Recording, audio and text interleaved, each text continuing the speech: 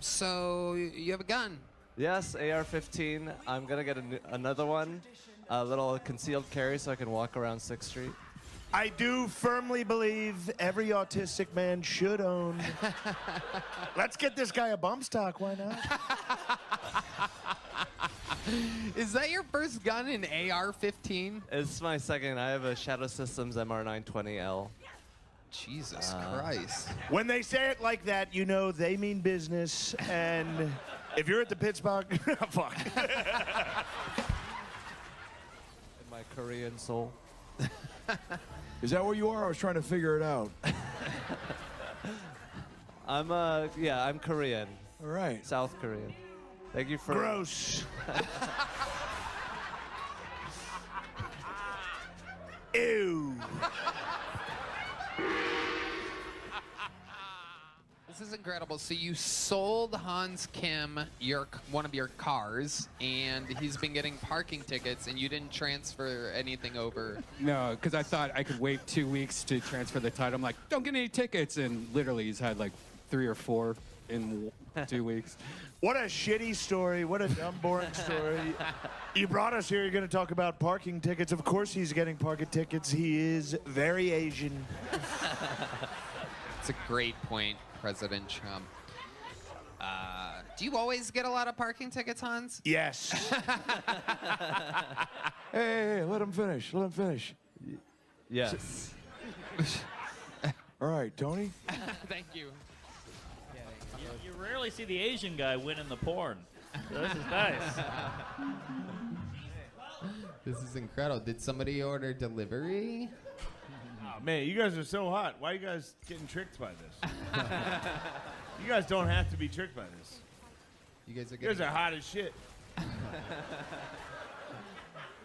You know? Rhode Island's a small state. His What the dick fuck looks happened, huge there. incredible. What's the mon? I like it. Miracle on 6th Street that one worked. Wait, but you guys know who Hans Kim is? And you guys, like, traveled here and you're like, hopefully Hans Kim takes a liking to us? What a sad fucking existence, dude. That sucks. That sucks. You know you're better than him? You know that? Yeah. Don't get tricked. You got Look at his shirt. You're better than that. Come on. I can You guys introduce dumb you to as Bobby shit? Lee. Are you guys dumb? Come on. Wake up, idiots. You getting tricked by this moron? Come on. Come on. I love it. I love it. Do either one of you have any special talents or anything like that? Like if this was like a pageant, what would you do? Would you, He's like, yeah, my husband's dead. you hurt your finger? What happened there I was exactly? playing basketball with Hans. There was a whole bunch of us, and I broke my fucking finger. Wow. So Yeah. you play basketball? You listen to rap music? You hear what he This is said with Hans? Wait, yeah. Hans plays basketball? He does. He does. He's a nightmare to be out there with, but yeah. Do you guys pretend he's good at that too?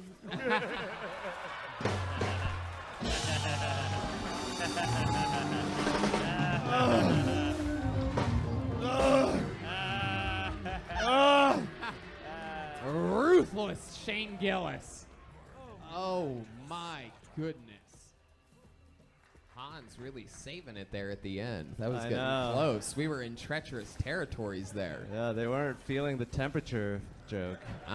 No, they were not. What do you mean it smells like 12 degrees? What do you even mean by that? Exactly. Yeah. Exactly. What do I mean? That's the sound of a true comic. Exactly. I give that a Kim Jong. I would say that is one of the sets in which you've got the least amount of laughter. And my question is, why do you think that is this week and not any other week? What do you think happened in your life this week that has you a little bit softer than usual here tonight? Is it because you're starting to dress cool?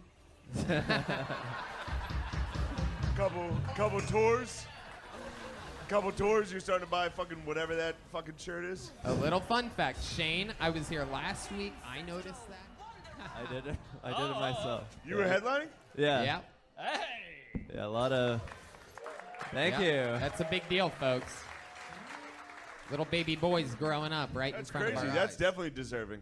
Thank you. Yeah, the audience felt me more than they did here tonight. Yeah. I'm doing great. My girlfriend is in Europe. She is so good at staying loyal to me here. She decided to take it on the road. And now, right now, she's in Ibiza at a pool party. So, you know. Oh, what do you think she's doing? She's indoors.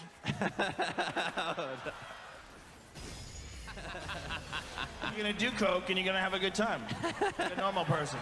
Gonna do a little bit of coke. Guys are gonna have fun, dude. There's Little nothing bit, wrong with that. Hans, just a little bit. Yeah, I'd love to, Drew. I want to see you do coke and open those fucking eyes up.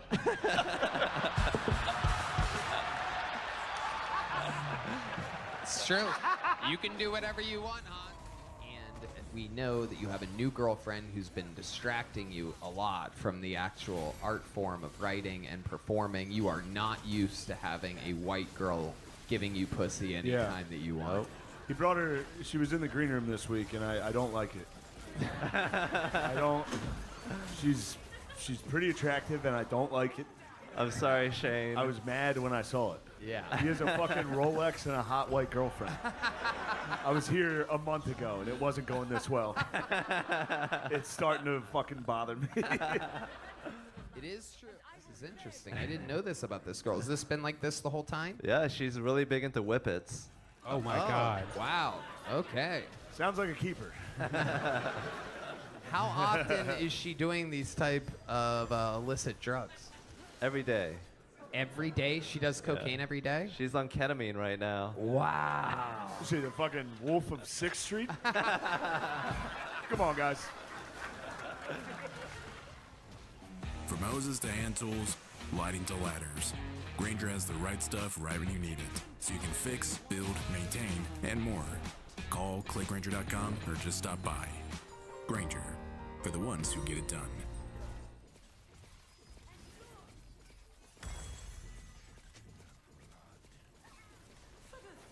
Feeling haunted by a high price tag? Don't be a scaredy cat, Rob. This October we have deals that are absolutely mind-boggling. They're so good, they're unbelievable.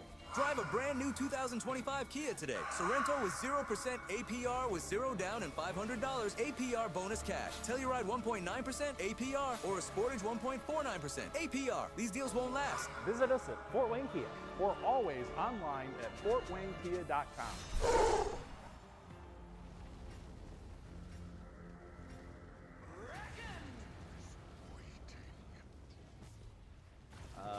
I got a good jawline. I'm pretty skinny. I'm like fun to be around sometimes. I try to make her be happy. You know, sometimes I'm like sad, but sometimes I'm not. So maybe she likes it when I'm not sad. I honestly don't know. Yo, is this actually how you talk? Is this a character or is this for real? Yeah, no, he's like this all the time. Sometimes I'm sad, sometimes I'm not. Yeah. Is this a Drake song? What does she do for work? She's in supply chain management. Does she contribute to anything that you guys do? Does she ever pick up the tab or anything like that? Yeah, she's independently wealthy. Really? Yeah. Damn. Well, Wait, she's supply chain? Yeah. Where's she work? Norfolk Southern? Come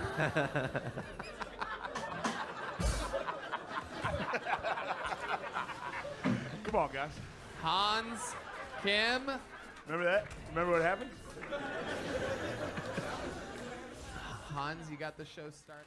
It's a little bit of a hike.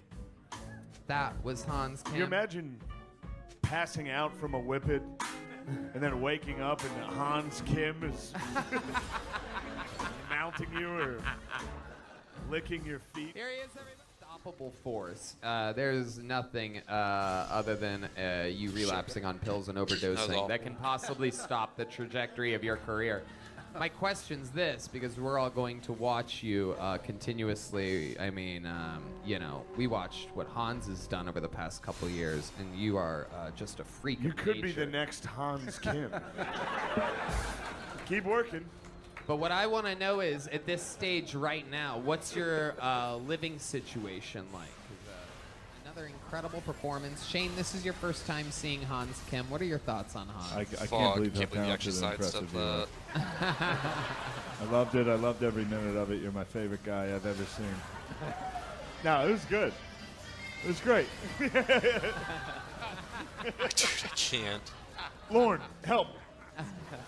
I'm sorry, dude. No, it was good. Thank you. Hans, though.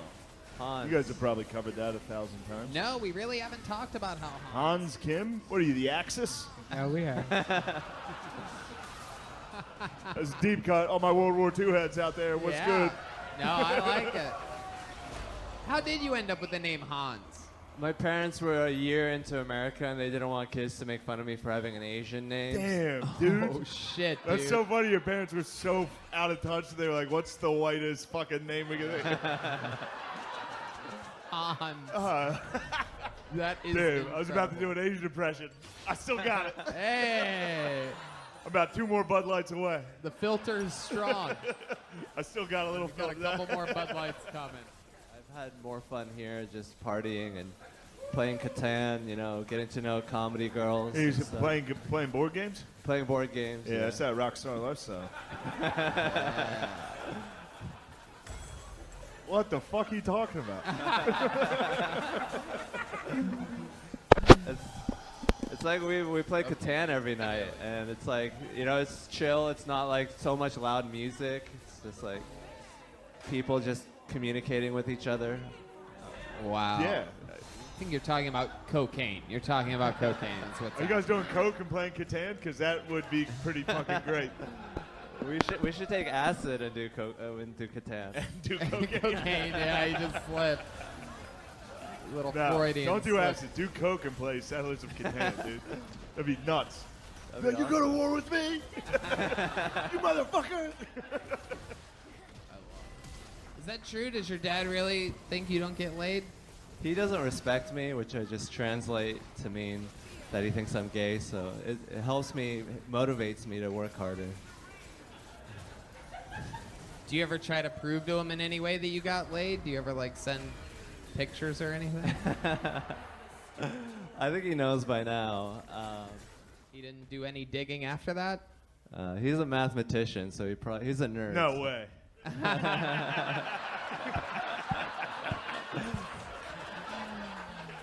Wow. What does your mom do for work? She works Also at a mathematician. She teaches kids math in school. Oh my God. Unbelievable. What else, Hans? You broke up with your date. You been with any other girls this week? No, I haven't. I wrote with a female comedian, Holly Johnston, today, but it wasn't like that. Wow, you dropped her name and everything like that. Jeez Louise. She was on here. Yeah, she's a good friend, and You wrote with a... what are you doing? We wrote comedy together. Is that what your motive was? Was that your motive? Were you like, it's time for me to find the best comedic mind I can? I know. A lady. There was nothing else behind that? There was definitely... There was no secret motive? Supplies are low, deliveries are late. You can scream all day, or you can try the web store. Because it sucked. It was a tragedy, Hans. It was Sorry, a tragedy. guys. I mean, yeah, usually you're so funny. What the fuck just happened there? I don't know. I like those jokes. Maybe it's too... You've been getting some white pussy. Yeah. Yeah. You're getting soft, dude. I Getting comfortable, content with that white pussy. Definitely nervous as fuck. Very good. Yeah, you see. Very good. See, better than fucking Hans Kim? Yeah, fuck Hans Kim. Dude, he should challenge Hans Kim, dude. Way better than Hans Kim. Dude, fuck Hans Well. Kim. This is the next guy. I don't Fuck know. Hans Kim. Fuck No Hans chance. No Kim. chance. No chance. Fuck There Hans we Kim. go. Okay, we got it, folks. Hans Thank Kim. you. We don't have to like kill time on this podcast, guys. Asian hate. Are you this two-dimensional character, you little bitch? Be who you are. All these people are themselves. They're not a fucking European character. Sugar Sean giving Rick a chance to respond. Say it, brother. He's the referee. Well, I mean, but that doesn't matter. It is whoever fucking wins. Performs on Kill Tony every week, fucking a minute every single week, and basically, you know, either Rick is gonna start to sell out comedy clubs, or Hans is going to be doing giant theaters All right. next year. So yes, the All right, stakes. Honest vote. Well, I mean, in that 1 minute. I don't know if it's a. All right. I mean, I gotta my vote. Do I actually have to vote? I don't know if you. I'm looking at this as more of like commentary. All right. Commentary. Rick's got the longest forearms I've ever seen. There you go. So that's what I'll go with. Rick's got long. But who got forearms. more laughs in that 1 minute? Who do you think? Who do I know? It's not who do I think. Yeah, who? All right, I guess we'll see. All right. Rick. Okay. Shane says Rick Diaz. They hate me over there. You know what the beef? This is the beef. I'm gonna manifest it. Hans Kim versus Nate Marshall. Ooh. I need that beef. That'd be a good beef. It's a good beef. That's a great beef. It's gonna be such an easy one to start. Just immediately have Nate be like, "I'm not gonna. He didn't say shit, but what if he did?" Yeah, it'd be fun to get in there. Smash that motherfucking subscribe. People say that drives me nuts. Sits and feels.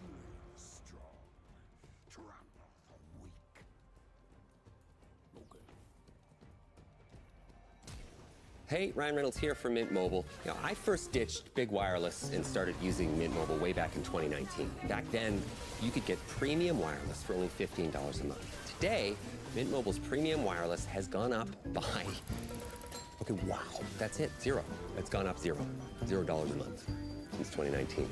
That doesn't seem fiscally responsible to me, but again, you're welcome. And I'm not an accountant. Hate math, always hated math. True story, I was in math 10A when I was in 12th grade.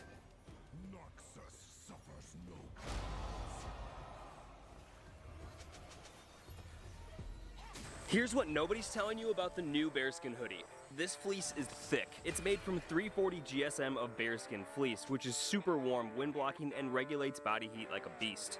You need the new 340 GSM military grade bearskin hoodie to get comfortable in the wild. It's the ultimate 10-pocket tactical hoodie that blocks wind, repels rain, and regulates heat for incredible comfort wherever you are. It's the only winter hoodie that's built for working, fishing, hunting, camping, or conquering foreign lands. Thousands of men around the world already love wearing the bearskin hoodie instead of their regular hoodies. With over 21,000 five-star reviews on Trustpilot. Plus, now you can attach the new Heavy Storm rain jacket to the inside of the hoodie for an instant 10,000 millimeter waterproof layer that blocks the rain double time. Finally, a functional hoodie you can actually take outside. Welcome back to the Philip DeFranco Show, your daily dive into the news. It is Monday, and there is a lot to talk about, starting with this. This TwitchCon safety problem and scandal, it's blowing up right now because you're seeing more and more top creators and streamers and their fans saying that TwitchCon is not safe and you shouldn't go. And a lot of that, it appears to be connected to what happened to Emiru, who's one of the platform's biggest stars over the weekend.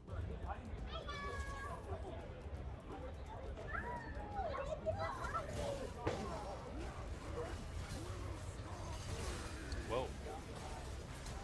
Right in the video, you see this just massive dude walking up to her during a meet and greet and attempting to kiss her before being shoved off by security. All of which, among other things, sparked a ton of questions about how this was even possible and whether Twitch was taking security seriously. Right on paper, they claim to be, especially because leading up to the event, figures like Pokimane, Asai Piker, Valkyrie, and Cutie Cinderella all claimed that they weren't going over safety concerns. And after that, you had Twitch CEO Dan Clancy bending over backwards to say that security would be beefed up at the event. And at the very least, you would think that would especially be the case for Emiru, who is one of the only massive creators still going to the event, right? And then with that, you had many saying it felt like it was only after the clip of the assault went viral that Twitch addressed it, saying in a tweet, "The safety and security of all those attending TwitchCon is our highest priority. The behavior displayed by the individual involved in the incident yesterday involving a high-profile streamer was completely unacceptable and deeply upsetting." With him then going on to say he immediately blocked this individual from returning to the TwitchCon premises, and they are banned indefinitely from Twitch, both online and in-person events. Right, and then on top of that, they changed the system to stop allowing people at official meet and greets to bring in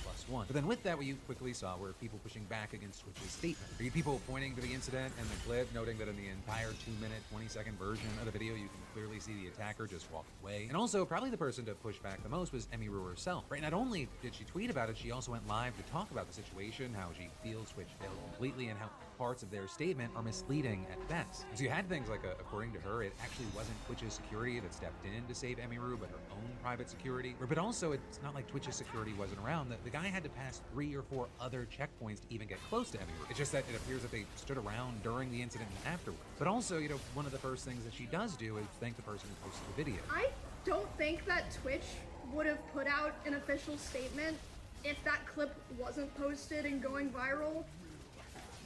And even after the fact that that clip was posted and going viral, as far as I know, the other people who had meet and greets today were not reached out to ask if they wanted extra security. You also had Emmy confirming a lot of the things that people were speculating about online. So, for example, I was doing my meet and greet, and I've seen people saying that it was an obligation given to me, like to be a featured creator and to have my show, I had to do a meet and greet, which is true. I was told that I had to do a meet and greet, but as far as I know, there's some people that canceled.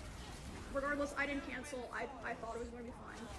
So, I show up at 4. I'm doing my meet and greet. Emmy also confirmed that Twitch actually did permaban her favorite security guard after he held onto a stalker until law enforcement came at a previous TwitchCon, which was definitely something that shocked a lot of people because clearly Emmy Rue needs security, and just at a glance, it looks like Twitch's response to her effective security was to ban them. And then also a big thing is that Emmy pushed back on the claim that Twitch quickly dealt with the guy. Because 1, it was apparently her manager who called the police and talked to them. 2, it apparently took hours for the guy to be tracked down. And 3, it took Twitch 2 hours to approach Emmy Rue's team about the assault. And my manager comes back to me and she's upset.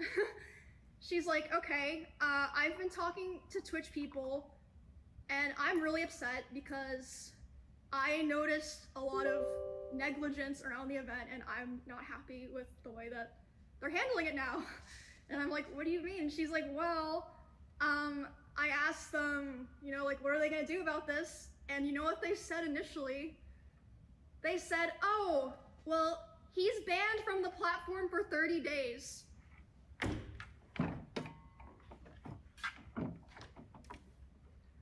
What? And then she's obviously like, hello? Like, that needs to be indefinite. What the fuck are you talking about? Also, that's like nothing to do with anything. No one gives a fuck if he's banned on Twitch or not. Like, we're talking about the convention here.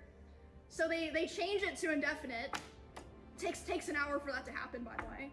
These 2 people are the head of security for Amazon and the head of risk for Twitch. Right, and with all this, you had Emmy Rue spending a lot of time asking how smaller creators are supposed to feel safe during this if she can't. But she apparently spends tens of thousands on security for these events, and clearly people with 50, 100, or even 1,000 viewers, they can't do that. Even though really, it always just takes one person. They could be in just as much danger with crazy fans. You know, while you had her addressing this in a live stream, I feel like another thing that should be noted, she apparently ended up only spending like a few minutes to calm down before finishing her meet and greet, and then she had to go live on stage for a show. That is not to say that this is even remotely normal, and she made it very clear that this was her last TwitchCon and she'd never be attending again, and that she is definitely pressing charges against the guy. Right, and so with all of that, as you'd expect, there have been a ton of reactions. And so you had things like Taylor Lorenz speaking to Twitch CEO Dan Clancy and asking what Twitch was doing to prioritize safety, and he said, the safety of our creators is the top priority. The challenge we face is a challenge in today's society. It's not limited to Twitch. It extends throughout our society. I do think that when you're live streaming, in many ways, since you control your community and you can ban people, you can make it so that those people that you don't want engaging with you and participating with you aren't today.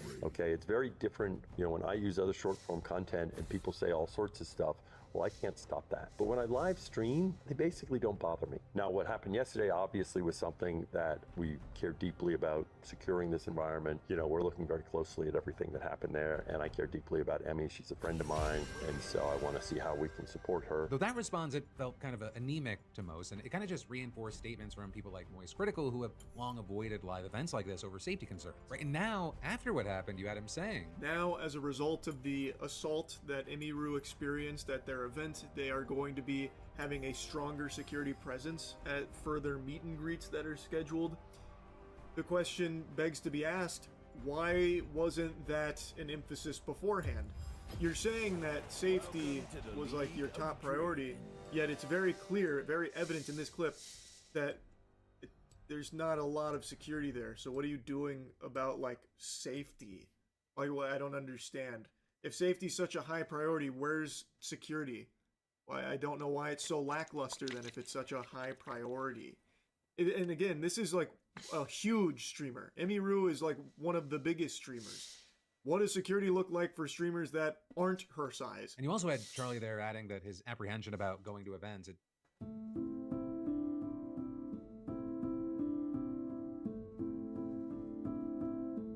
stems from Christina Grimmie's death years ago, and he, Emmy, and others have all pointed out how quickly this recent assault could have been much worse. Right among the many voices speaking out here, you had big creators like Esmond Gold taking the opportunity to say that, this is just another example of Twitch's failing. The moderation team at Twitch is completely deranged, the advertising team is completely misguided, and the executive team is completely disconnected.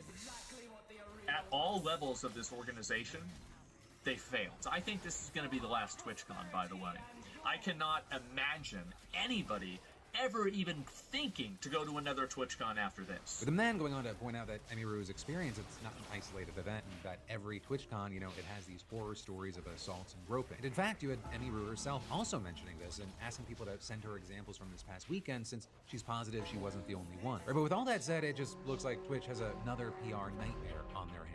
So the big question for many is, whether Amazon thinks any of this is worth changing leadership at the platform over. Because the general consensus is that the ball was majorly dropped at the event, and that the promise to take security more seriously wasn't real. For now, we'll have to wait and see. And of course, in the meantime, I'd really love to know your thoughts, opinions, and reactions. But then next up in the news today, we need to talk about Trump, Prince Andrew, and Epstein. Because there's actually a lot going around with and around the Epstein case. Where we can start is with Donald Trump versus Representative Thomas Massie. Right, Massie, he's a Republican known for bucking his own party on a few issues, especially with Epstein. And so on Friday, you had Trump calling him, quote, a sick wacko who refuses to vote for our great Republican Party, MAGA or America First. It's really weird. With him then saying in another post that Massie must be thrown out of office ASAP, and then endorsing a Navy SEAL veteran, Gal Ryan, to take the seat. But that also is Gal Ryan hasn't even entered the race yet. But still, you had Trump arguing that Massie has made life very easy for the radical left, and added, unlike lightweight Massie, a total ineffective loser who has failed us so badly, Captain Ed Gal Ryan is a winner who will not let you down. Should he decide to challenge Massie, Captain Ed Gal Ryan has my complete and total endorsement. Run, Ed, run, MAGA. And I'll add for a little extra background that Gal Ryan actually previously ran for state senate in Kentucky back in 2024, though he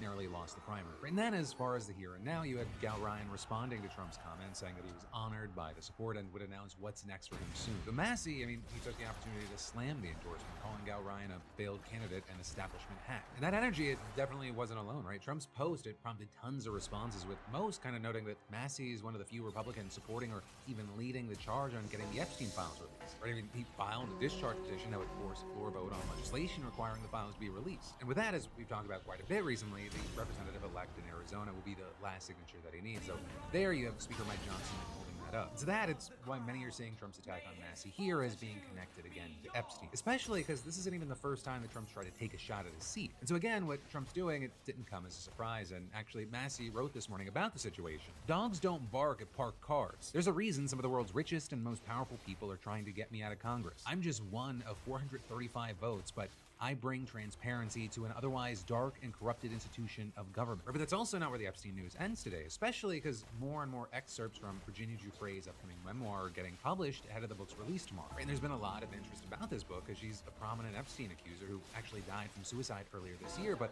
her memoir was completed prior to her death. And now, according to reports in her book, she says that in her years with Epstein and Ghislaine Maxwell, they lent me out to scores of wealthy, powerful people. I was habitually used and humiliated, and in some instances, choked, beaten, and bloody. I believed that I might die a sex slave. Right, and that is, you had other reports noting she specifically said she was bloodied after an encounter with a former prime minister who she didn't give name over fears that he might harm her. But also, some reports have said that she previously named Ehud Barak, the former prime minister of Israel, in court documents, though he has denied allegations that he raped her. Right, and this also comes as previous excerpts already dove into allegations that she made against Prince Andrew, calling him entitled as if he believed having sex with me was his birthright. And actually, on Friday, Prince Andrew announced that he would stop using his royal title, the Duke of York, amid all this fallout, writing that after speaking with the king, we have concluded the continued accusations against me distract from the work of His Majesty and the royal family, saying I have decided, as I always have, to put my duty to my family and country first. I will therefore no longer use my title or the honors which have been conferred upon me. As I have said previously, I vigorously deny the accusations against me. And that really just being the latest, as he already stepped away from his royal duties back in 2019.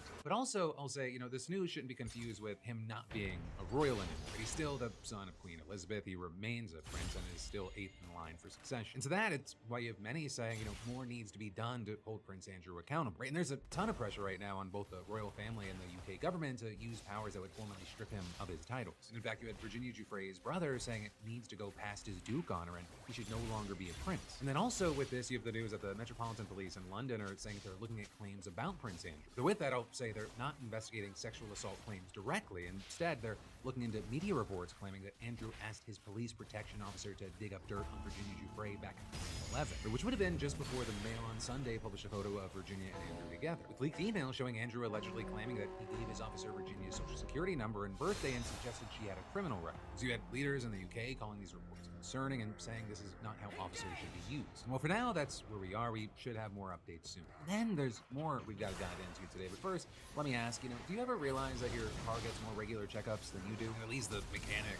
knows your name. Meanwhile, that doctor's appointment you swore you'd booked months ago, it's still sitting on the to-do list. And look, I get it, I was that person too, but that's also why I'm so happy to talk about today's sponsor, ZocDoc. ZocDoc is the free app and website where you can search and compare high-quality in-network doctors and click to instantly book an appointment. Like seriously, you can search and compare over 100,000 in-network doctors across every specialty: mental health, dental, primary care, urgent care, all of it. You can also filter by location, insurance, and ratings from verified patients, so you actually get a doctor that fits your needs. Once you find them, you can see their real-time appointment openings and instantly click to book. No phone tag, no hold music, just done. The best part, the appointments happen fast. They often happen within 24 to 72 hours and sometimes even same day. That translates into you could literally finish this ad spot and already have a doctor lined up. I use it. I think you should too. I recommend it to people. It's really just that simple. Well, I love them being a sponsor. I'm also trying to put you on. So hey, stop putting off those doctor's appointments and scan that QR code or go to ZocDoc. Pretty cool, huh? That's the laser strike system from us here at Vanish. This little bullet drops into just about any gun and works with this app and that target to help you safely train from the comfort of your home. .com/Phil to find and instantly book a top-rated doctor today. It's ZocDoc.com/Phil, ZocDoc.com/Phil. But then next up in the news, being a Trump supporter, it's a get-out-of-jail-free card, and the president wants you to know this. Basically saying it's not wrong versus right, it's right versus left, it's loyalty over reality. Now, the latest to benefit from this is disgraced former Congressman George Santos, because you had Trump on Friday announcing on social media. George Santos was somewhat of a rogue, but there are many rogues throughout our country that aren't forced to serve 7 years in prison. With that, he pointed to Democratic Senator Richard Blumenthal's false and misleading claims in the past that he served in Vietnam and argued, this is far worse than what George Santos did, and at least Santos had the courage, conviction, and intelligence to always vote Republican, with him hitting that in all caps in case his message wasn't clear enough. And adding, George has been in solitary confinement for long stretches of time and by all accounts has been horribly mistreated. Therefore, I just signed a commutation releasing George Santos from prison immediately. Good luck, George. Have a great life. So where we should start here is, well, what did George Santos actually do? That's an important thing for informing your opinion. So what you had was a man who was elected as a representative for New York's 3rd Congressional District back in 2023. Then you soon had outlets reporting that he had made up key details on his campaign biography, including about his education, past work, experience, and religion. But then very importantly, that is not where it ended, because in 2023, a congressional ethics investigation found that he had improperly spent campaign funds on things like Botox, designer clothes, and OnlyFans. With that, then leading to him actually getting expelled from Congress, and in 2024, he then pled guilty to wire fraud and identity theft in federal court, with Santos admitting to lying to Congress, stealing money from campaign donors, and fraudulently collecting unemployment benefits. And then regarding his sentence, in April, you had Santos writing that the 7 years he received was a, quote, over-the-top politically influenced sentence, and added, I implore that President Trump gives me a chance to prove I'm more than the mistakes I've made. So now, with Trump's commutation after serving less than 3 months of his 7-year sentence, he's a free man. And as you'd expect, there's been a lot of criticism, especially from his former colleagues and constituents from New York. Right, with New York Representative Nick LaLota, for example, saying George Santos didn't merely lie, he stole millions, defrauded an election, and his crimes, for which he pled guilty, warrant more than a 3-month sentence. That, as you also had Andrew Garbarino, another congressman from the state, and one who sat on the House Ethics Committee panel that investigated Santos, saying the victims of Santos's crimes still have not been made whole. Right, with that, you had a guy who claimed that Santos helped him start a GoFundMe for his dog's surgery, and then Santos kept the money, telling the New York Times, "I feel like I got personally stabbed in the gut by the President of the United States. I don't think he even realizes what George did, what he was guilty of." Right, and actually, connected to that, as part of his sentencing, Santos was ordered to pay back more than $370,000 in restitution to Santos victims, along with $205,000 in forfeiture. Well, now Santos has said he'll only do that if he's required by law. The thing is, it seems like it isn't, at least based on the clemency grant posted by pardon attorney Ed Martin, which said Trump granted Santos a, quote, immediate commutation of his entire sentence to time served with no further fines, restitution, probation, supervised release, or other conditions. But then also, in addition to taking issue with letting anyone off the hook for their crimes, the obviously partisan nature of all this has rubbed a lot of people the wrong way. Because again, Trump made it very, very clear that Santos being a Republican and voting his way was a factor in his decision. And that, it's part of a broader pattern. I mean, besides things like the January 6th pardons, which of course are standout, you also have things like the watchdog group Citizens for Responsibility and Ethics in Washington claiming that Trump has granted clemency to 16 corrupt politicians, with the vast majority being Republicans, though at least 2 were Democrats. So with all that said, you had several Republicans pushing back against this narrative. And that includes House Speaker Mike Johnson, as well as Santos himself, pushing back, pointing to Joe Biden's pardoning of his son Hunter. And then there's a lot of people who were upset with President Biden who pardoned his entire family before he left office in an unprecedented move. So pardon me if I'm not paying too much attention to the curl clutching of the outrage of my critics and of the people predominantly on the left who are going to go out there and try to make a big deal out of something like this. And then also with this, you had Santos claiming that a guy who worked on his campaign and was later sentenced to 1 year in prison for wire fraud was a victim of arbitrary sentencing, and saying that he should have a commutation afforded to him as well. Right now, as you had Santos arguing that the sentence that he received was disproportionate, but also saying that his time in prison was a large slice of humble pie, right, and claiming that the experience was so transformative that he would now be devoting his time to advocating for prison reform, and also probably getting back out on the podcast circuit, because he just can't keep this diva down. But then next up in the news, we need to talk about this second round of No Kings protests that went down over the weekend, especially as you had over 2,700 rallies taking place on Saturday, and organizers saying that some 7 million people were marching under the No Kings banner. And it was seemingly everywhere: New York, New Orleans, Chicago, Portland, LA, DC, and on, and it included many rallies in smaller cities and even districts that squarely voted for Donald Trump in the last election. We even had international rallies in places like Paris, London, Rome, and Lisbon. Right, with this being the second iteration of the No Kings protest against Donald Trump and doing, it was kind of the same but also different. The first one back in June, it drew some 5 million demonstrators, and now this time around you had more people, and that included new protesters who joined the fray to stand against new issues that have cropped up since the first No Kings Day. So things including, but definitely not limited to, immigration raids, federal troops in cities, government layoffs, rollback of vaccine requirements, and all the things that are happening and will happen under the big, beautiful bill that was signed into law back in July. So you had protesters saying things like, "I'm crying for the pride of all these people that are gathered here and all over our country, the pride in the belief that our Constitution means something and that we all have the right to fight for what we believe in. That is what makes my heart happy and sad at the same time, that we actually have to do this." It's really important to me that America was founded on immigrants, by immigrants, and the fact that they are trying to shut that out and rewrite history is a really big deal. Rather than abandoning a war against an elusive, perhaps sometimes imaginary foe, we are confronting the possible end of our republic. We are here to tell our lawmakers that what's going on in our government is wrong. They must stop the abuses of this petulant president and his circle of sycophants. No thrones, no crowns, no kings. Also, I'll say another notable difference this time around were the costumes, because you had a number of people at these rallies just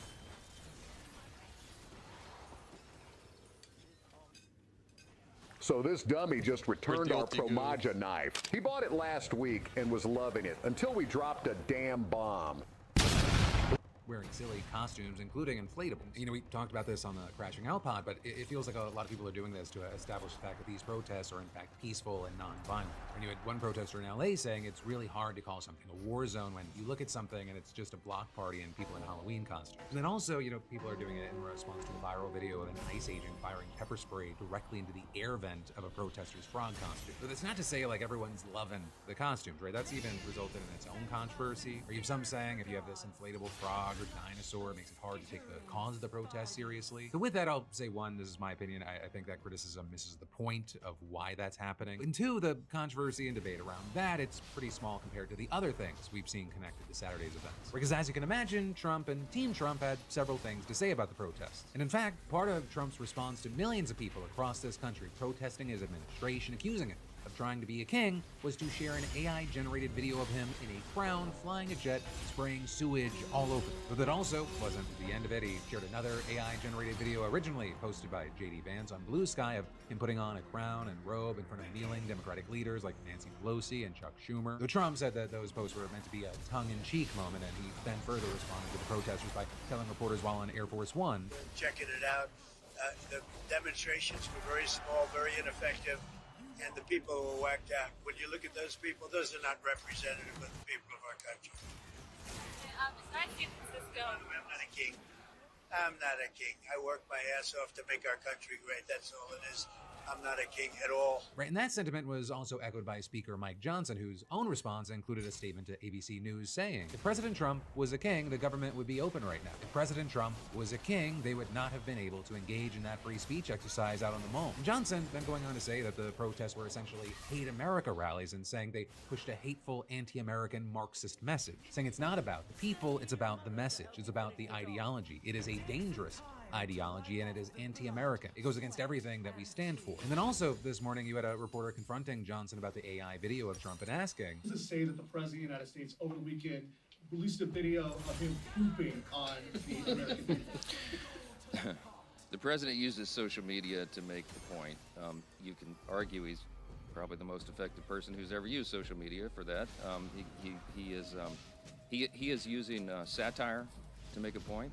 He is not calling for the murder of his political opponents. Right, and then as far as other responses from Team Trump and Republicans, it's been a bit mixed. Right, some have dismissed the protests as inconsequential, including White House spokesperson Abigail Jackson, who responded to a request for comment about the protest with the response, who cares? And that is you had Veterans Affairs Secretary Doug Collins posting on X the day of the protest, good morning to my fellow Americans who are celebrating No King's Day today. While most of us celebrate this reality on July 4th, you do you. Though this also is you had people agreeing with Johnson, denouncing the protests as un-American and accusing the left of catering to a part of their base that is, quote, made up of Hamas, terrorists, illegal aliens, and violent criminals. Which, I'll just say, you know, that was the news, my opinion, wild, but not unexpected response. One, peaceful protest, one of the most fucking American things ever. Two, this is just yet another example that if you are critical of Netanyahu's government, apparently you're fucking Hamas. And three, yeah, obviously, you must be a violent criminal or an illegal alien if you think that, I don't know, everyone deserves due process. Especially in the face of a president who, among other things, teases until he's really just normalizing the idea of him running more than he's legally allowed. But no, of course, it's a lot easier to just other those that stand against you and say they're crazy and violent and or made up and fake or paid, because otherwise you'd have to deal with the fact that other real Americans out there are freaked out by what's happening right now. But hey, that was the news, a little bit of my take, and of course, I'd love to hear from you. But then next up in the news, will this Israel-Hamas ceasefire actually last, right? That's what you're seeing more and more people asking, as it barely survived the weekend. Though also, survives a key word there, because dozens more were killed in Gaza. So it's been 10 days since the deal went into effect. And under the agreement, Israel still controls more than half of Gaza, and the so-called yellow line is the line behind which Israel has withdrawn its troops. But on Sunday, you had the military claiming that Hamas fired towards its forces beyond the yellow line several times, and saying in one case it killed 2 soldiers in the Rafah area of southern Gaza, and the military described the attack as a blatant violation of the truce. But this also, as you had Hamas's military wing saying in a statement that it wasn't aware of any incidents or clashes taking place in the Rafah area, because those zones are under Israeli control, and they added that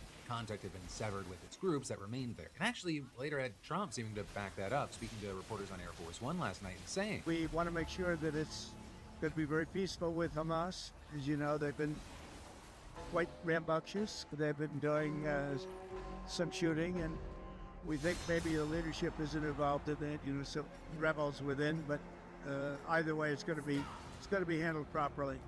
It's going to be handled toughly but properly. Before all that, you had Israel deciding to close all crossings into Gaza, halt the delivery of humanitarian aid, and the military also announced that it had launched strikes into the area that the soldiers had been killed to, quote, eliminate the threat, including by taking out tunnel shafts and other military structures. By the afternoon, you had the military widening the assault, saying that it had struck dozens of Hamas targets throughout the Gaza Strip, and those strikes yesterday, they reportedly killed at least 44 people throughout the territory. And that brings the total number to at least 97 Palestinians killed since the start of the ceasefire, according to Gaza's government media office. Because even before yesterday, several were reportedly killed in connection to alleged violations of the Yellow Line. So on Friday, for example, the Israeli military fired on a vehicle in northern Gaza, killing at least 9 people, including 4 children, according to a rescue service that's part of Gaza's interior ministry. As far as Israel, you had their military claiming that in addition to crossing the line, the vehicle appeared suspicious and ignored soldiers' warning shots. But then on the flip side, you have many noting that Gazans are confused about where exactly this line is. Right, and that's assuming they can even access the internet and figure out the maps. That said, you have the Israeli military now reportedly putting up physical markers along the yellow line to make sure that it's clear, so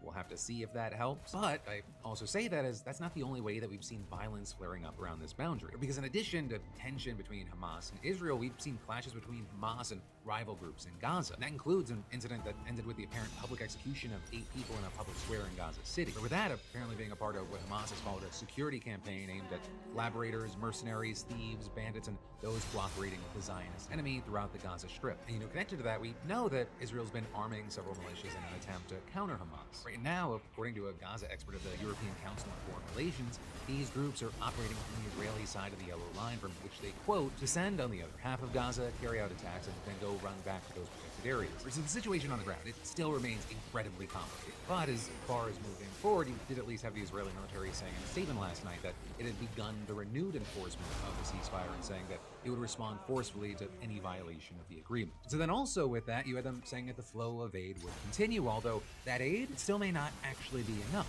And I say that because you've got people like an official from the UN Palestinian Refugee Agency saying that while it is a relief that the crossings have reopened, the volume of aid, it's still way below what's needed. And that's actually, as one of the crossings, the Rafah one, it's still closed. You have the Israeli authorities saying they've delayed its opening in response to Hamas's inability to return the bodies of all hostages. Because as of now, in addition to freeing all the remaining hostages, the group has turned over the bodies of 12 captives, according to the Israeli government. You've got Hamas saying that finding and returning the rest, it's going to take time if it's even possible. They're saying that some, they're just buried deep under rubble and they require heavy equipment to extract them. So in the meantime, that's going to obviously remain a point of contention, and it's just one of several things that could completely collapse this ceasefire. But again, as a lifelong cynic, I am going to hope for the best, but I'm going to expect the worst or the least. To me, and this part's just my opinion, it does feel like the situation has been built to fail, but time will tell if I'm being a realist or just a cynic. But that is where your show is going to end today, but there's even more just a click away. We've got that new episode of my podcast, In Good Faith. This week we had Ben Rhodes from Pod Save the World on. And or you've got the newest episode of the Philip DeFranco Show if you weren't the quickest to this one. And whether it be PDS or Pod, you can watch on YouTube, Spotify, or Apple Podcasts. Links in the description. But regardless of what you do with those fingers right now, let me just say thank you for watching. I love your face, and I'll see you right back here tomorrow.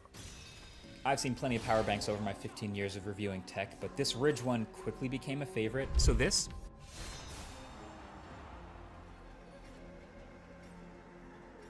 Ladies and gentlemen, welcome to another episode of Rage Bait Starter Homes. On our first episode, we took a little jab at the booms, right? And some people said, hey man, don't blame the booms for where we're at. And that maybe is up for debate. Another thing people brought up was, of course, you're not going to get anything livable in a big city for 250 grand. And that is the point. But in making that video, we all had the pleasure of discovering a church for sale that you could live in.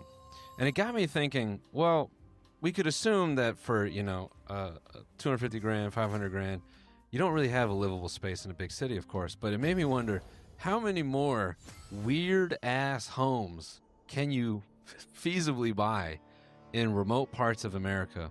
And so we did a little deep dive and we pulled some weird ones. It also made me realize what people's inspirations are when they look at a living space. I think a lot of us maybe are the same in that when we think of a place to live, we're just thinking of straightforward amenities, a place to watch TV, a place to bed rot, a place to be on a computer. Basically, enough places to be looking at screens. But when you look at what's available out there in the hidden parts of America, you start to realize you can get a home with many rooms, and you can have a screen in all of those rooms. which is the dream. Now let me quit bullshitting you. If I were to put on my best realtor outfit, if you were wanting to live in the house of God, but maybe, doing it all the way in Iowa, it was just not in the cards for you, what about Lerna, Illinois? Man, get a look at this. This reminds me, there is a club in Melbourne, Straya, that used to be a church and was converted to a club. People used to find ecstasy through prayer. Now people find ecstasy through a dude named Prayer. That's funny, Now this house, because it is a house and it is for sale, it does look like it should be on the side of butter packaging. Or perhaps an obscure raw milk brand in Whole Foods, maybe. What would you wager, as I go through these images, the cost of this place? You might be holding a number in your mind now, but you haven't even seen the inside. So let's have a look at the inside before you formulate your opinion. Obviously, we have this wonderful brick Yo, look at that. Cash for Dell's front page. which actually is better than steel. Brick is the preferred building material. 9/11 would not have happened if, just stepping into the entryway, I would not have thought that this was a church previously. And that's probably because I grew up 3 months ago, I Catholic. get this call from a stranger. They knew my address, my age, even what car I drive. Now, this really creeped me out. I mean, it's creepy, right? That's when I realized how much. Here's the tea. Javier Milei, the guy with the truly best profile picture of all time. Sheesh.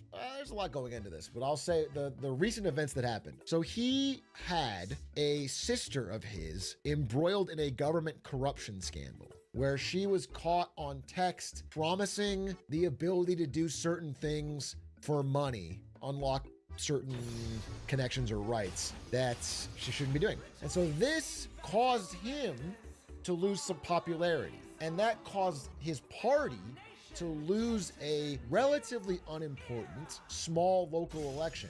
But it was a harbinger. And then investors who were already a little shaky on Argentina were now even shakier because it felt like, okay, well, this guy's going to, first of all, there's corruption. But second of all, he's probably going to lose. So that's going to cause another whiplash in an entirely different direction for Argentina. And we're already uncertain about what's going on now. So investors start pulling their money out of the peso, the Argentinian peso. So once people start pulling their money out of the peso, it makes the peso weaker. So that the currency starts to devalue.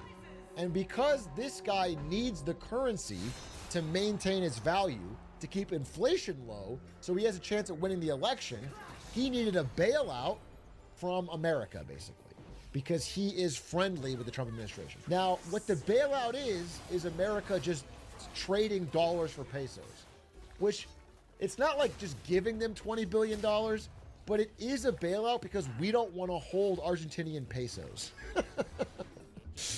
Okay? Like, if it all works out and the economy of Argentina goes up, then it's not a bailout. We'll get our money back and it's fine, or even have an increase. It's not necessarily a bailout, but because we're holding those pesos and this could get worse, it's a big risk. And yeah, I think they're asking for another 20 billion, so it's probably 40 billion now. And you really don't want to throw good money after bad in Argentina. It's been a long history of that not working. So that's kind of setting the stage of what is going on, why this is all happening. Part of it is I think the Trump administration is really trying to make sure that North and South America are all filled with friendly regimes to America. That is clearly like a strategic goal of not just Trump, actually maybe not even Trump, I don't think he understands it, but the administration broadly, which is why there's so much action around Venezuela. And in fact, I'm getting way off topic here, but it has been speculated. There's like this grand bargain being had where America is going to pull back from the broader world, but increase its influence on its sphere, which is like North and South America. And it's like a grand trade where they're going to stop supporting Taiwan and basically allow China to increase their influence there. I mean, I've seen some really compelling reading on this, and it lines up with some of the facts, like, for example, I'll pull this up. Trump, just a month ago, canceled $400 million in Taiwan military aid. The idea is that there's been a tacit handshake agreement to turn this unipolar world into a multipolar one where we give and take certain things. This is like, by no means confirmed and all will change, but this is like a grand theory that I've heard. Anyway, let's focus back on Argentina. So let's see what this video says. He's MAGA all the way. It's make Argentina great again. President Trump has announced a $20 billion deal to rescue Argentina. After initially devaluating the peso, he wanted to keep actually a stronger peso in order to help bring down inflation. He was successful in that regard. To do so, Milei first used a so-called crawling peg, where he steadily devalued the peso every month, and later a currency band, where he kept it from falling outside of this floor and ceiling. A lot of economists say that's not sustainable because you need to have ample central bank reserves in order to defend the peso. Yeah, I think this is one of his big mistakes.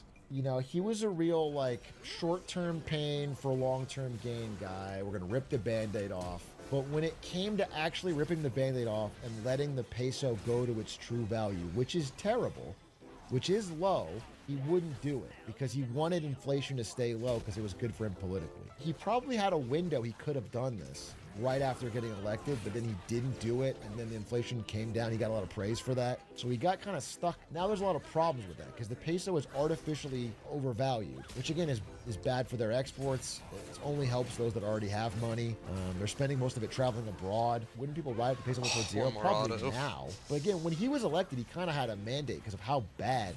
He's not gay. He wasn't on a mandate, but he had a mandate because it was probably one of the worst periods of hyperinflation that Argentina ever. He was elected during a true economic crisis, and he did some radical changes with that, but with the peso, he couldn't do it. Investors concerned about those midterms panicked, triggering a sell-off of the peso.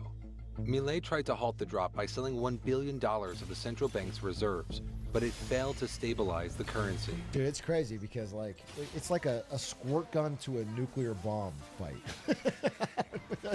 To move your currency back, to defend it, requires enormous sums of money. If you have hundreds of billions of dollars, you could buy a ton of your pesos on the open market and defend the value. And that's what China has done to move its currency value. That's what Japan has done, almost unsuccessfully, to defend the yen. And those are countries that are super rich, very wealthy, with huge reserves. Argentina has nothing. And even Japan can't do it, by the way. Japan will go out there and buy yen every day, $10 billion worth, to try and defend the yen. And even that is not enough to keep them sliding.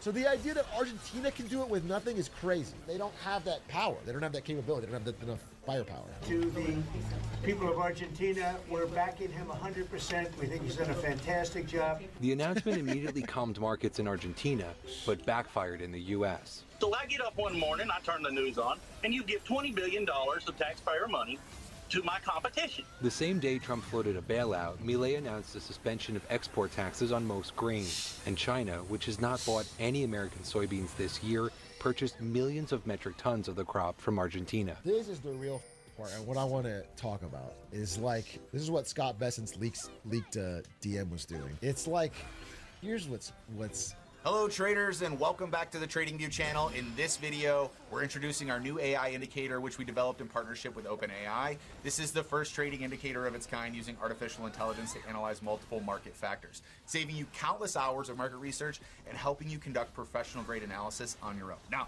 let's dive into the guide.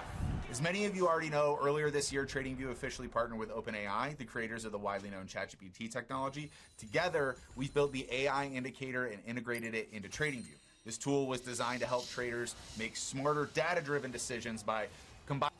Backfiring. That's why all this trade stuff from Trump is so stupid and so, it's like hitting yourself in the face with a rake or own golding every few minutes. But so look, imagine you're Argentina, right? Not even Argentina. Let's say you're just a person, okay? And you have one friend that gives you a handout of money. Let's say you're a struggling artist or something. You're a struggling artist and you draw pictures in paint of other people. Okay? And this is your friend. This is your rich friend. And he goes, listen, I think your art thing is a little silly or whatever, but if you're down on your luck, I'll give you a handout. And you have another friend that goes, wow, I love your art. Can I buy that for you?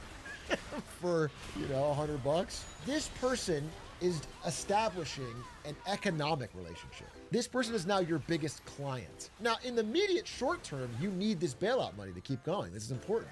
And so you're tied here. But in the long term, all this bailout money has done is let you keep going to establish an economic relationship with the biggest enemy of this person. Now, Argentina is propped up enough that they can start selling soybeans by the metric ton to China, who has stopped buying American soybeans because of this same trade war. So I just, like, not even Milei. It's like almost after Milei. Like, Milei is clearly in a Donald Trump camp. But I'm talking about longer term for Argentina. Like, China used to buy all their soybeans from America, and now they buy no soybeans from America, and they're buying them all from Argentina. So really, you know, we've thrown some money at the problem, but all we've done is made our soybean farmers weaker, and we've made a deeper economic tie between China and Argentina. But it's made our position weaker, because they don't need this from us, and it's made our relationship with this country weaker, because they're closer. You know what I'm saying? Do you understand how, like, this all connects in a negative way for the UN? I just feel like there's so many cascading little negative effects from this insanely chaotic trade policy. Not a bailout at all. There's no money being transferred. The ESF has never lost money. It's not going to lose money here. It's a gray area. It's not a bailout like it's just a gift package of $20 billion. You do get the money back, and theoretically, if there's no chaos, you're fine. But if the peso keeps getting weaker, the problem is it like ties you in to having to keep doing this. Because you have to keep throwing good money after bad if the situation gets worse in Argentina. That's really the problem. It's like, okay, let's say the peso keeps getting weaker. Well, now the pesos we got are becoming worthless. So we need to make sure to stabilize them again with another 20 billion. And like, that's why, you know, this deal was 20 billion and now it's looking like it's 40. It's an additional 20 bill. That's the problem, is you have to keep throwing money at it if the chaos is there. We exchange it for political leverage or military bases or increased cooperation or something. I feel like it would be fine, but this is insane. I mean, we're sort against them. We're going to have leverage in some way. But my worry with that last example is that we're going to have less leverage than we think long term, because we're just, you know, Argentina is going to become more entrenched with China economically. Even if they're politically tied with us, the real leverage is like, who's the guy buying all your soybeans? A-Truck would be okay if a 60 billion bailout if you got to meet Hera. Yeah. Why don't you give me the 20 billion, Scott Besson? I'll bring it down. I'll truck it down to Argentina. And me and Hera will play Age of Empires. Argentina exports like the same agricultural stuff that we do. Not just soybeans, but also beef, yeah. And so other countries are buying their beef. Because our beef is more expensive because of the tariffs. It's just dumb, bro. It's just dumb. Maybe they should export Milei's hair. Bald people worldwide could use some of his hair. Or farmers specifically. Yeah, but then we're going to bail out the farmers here. So we're going to have to use more money for that. God, it's so dumb. Just bail out everyone, problem solved. Well, you're saying that as a joke, but you're going to be singing a different tune when you get your $2,000 Trump check. When are they doing that? $2,000 Trump check. That'll finally stop this rising inflation. One more stimmy. As a Canadian, do I get the Trump check too? You probably don't want the Trump check. That's a bad sign. If he sends the Trump check to Canada, I would be worried.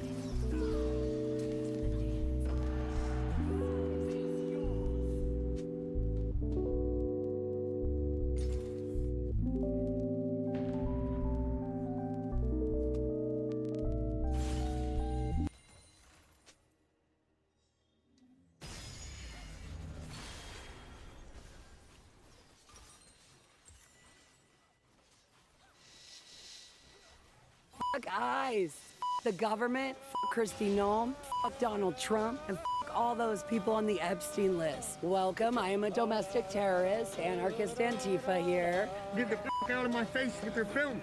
You feel me? Go the fuck over there. You too, motherfucker. Fuck you, fat ass. Come over my side and see what happens. No one's ever killed their way to peace. I don't think we're gonna start that with that energy here, so. Is this America? The land of the free. Is this Evict ICE! Abolish ICE! ICE! You're being lied to. This is a peaceful city and has been for a while. Protest is a First Amendment right. In the words of Eminem, I am whatever you say I am, okay? But I think we all know what's going on. Like, they need a civil war, especially now the Epstein files are going to be released. And so that's what they're doing. This is not what America is about. This is not what the military is about. Military people who come down here and get involved should be ashamed of themselves. It's been amazing to like listen to people call this place a war zone. There are times that it does feel like that, and it does look like that. But it's only when they come out and make it one. Kristi Noem is in here looking for a rebellion that doesn't exist. No, I love Kristi Noem. I love what she does. I think she's gorgeous. Because she did shoot a dog, right? Yeah. I don't know about that part. As far as I remember, the quote was because the dog was misbehaving and she couldn't bother to figure out how to train it, so. Nothing like a good pepper spray. I'm here because I stand against death camps. We're putting people in death camps, feeding them raw meat and bunk stacked 5 high. They don't let them see the light of day more than 1 hour a month. And all this just to enrich the terrorist CEO of Geo Group. Geo Group has hired an army of lobbyists in 17 states while donating to over 400 candidates. In 2017, Geo donated $225,000 to the Trump PAC. Later that year, they landed a $110 million ICE detention contract. The contract pays per head per day. So the more people locked up, the more money Geo makes. Music heals everything, and it'll be here after the nation's gone. So in the meantime, it'd be nice if we figured out how to care for the earth and care for each other. All right, what's up, guys? We have just arrived in war-torn, war-ravaged Portland, Oregon. As you guys can tell, it is absolutely fucking bananas out here. Over here, we have about 15 anti-Trump No Kings protesters speaking their mind about everything going on with ICE and the perhaps soon-to-be National Guard or California State Guard occupation of this particular cross-street intersection.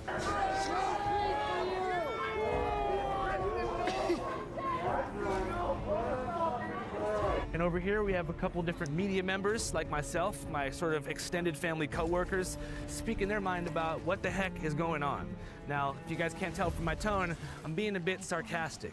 Portland, Oregon, it's a beautiful, amazing place with a lot to offer. It's also been historically the heart of some pretty wild protest over the course of the past 20 or 30 years. But 2020 was the real main year. You guys remember 2020? The pandemic, the George Floyd protests? If you don't remember, here's a quick look back in time that should help explain a bit more about the origins of President Trump's grudge against Portland, which I feel qualified to speak about because I was there. So Portland, protest-wise, simply goes harder than other cities do. Dude, if your dad's a cop, like fucking punch him in the face. At least 50 times. As did Seattle before gentrification. Their arms are actually fastened into these concrete containers. It gets a little uncomfortable. I could have dressed better. In some ways, it's comparable to the European protest model. It's not about looting and getting free shit. It's more like a mass mobilization of thousands of people that appear from thin air at a moment's notice, equipped with laser beams, leaf blowers, shields, gas masks, incendiary devices, and sometimes other weapons, with the purpose of either disrupting government operations or confronting opposition in the streets. Most of the friends that I had growing up who dove into this world headfirst were from the anarchist, bike messenger, vegan barista, and punk rock variety, and their opposition was typically white nationalist, Christian fundamentalist, sovereign citizen types from the nearby suburbs who would come into town to antagonize. And the black bloc, or the anti-surveillance uniforming you often see them wearing, was initially a tool that was developed by Marxists in Europe in the 80s to avoid being identified and thereby doxxed for their affiliation to radical political groups. But to bring it back to my hometown one more time, it was Seattle in the late 90s that led to the rise in domestic popularity of Black Bloc, which was the de facto uniform of many of the some 40,000 protesters who showed up in downtown Seattle to protest the World Trade Organization's annual conference, citing the devastating impacts of economic globalization on American labor unions and, of course, the rise in third world labor exploitation by these evil transnational corporations. But still, there was no explicitly named Antifa group that existed until about 8 years later when Rose City Antifa opened up in Portland, Oregon. Rose City Antifa, and they are amazing researchers,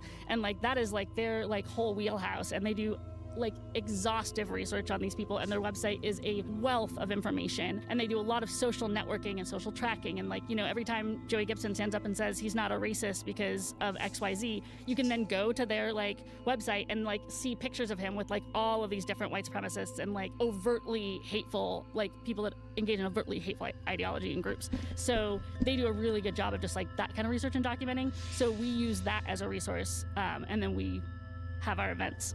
Here's an interview I conducted a while back with the lead organizers of a group called Pop Mob, or Popular Mobilization, who are responsible for a great deal of the anti-fascist organizing that's taken place in Portland since 2018.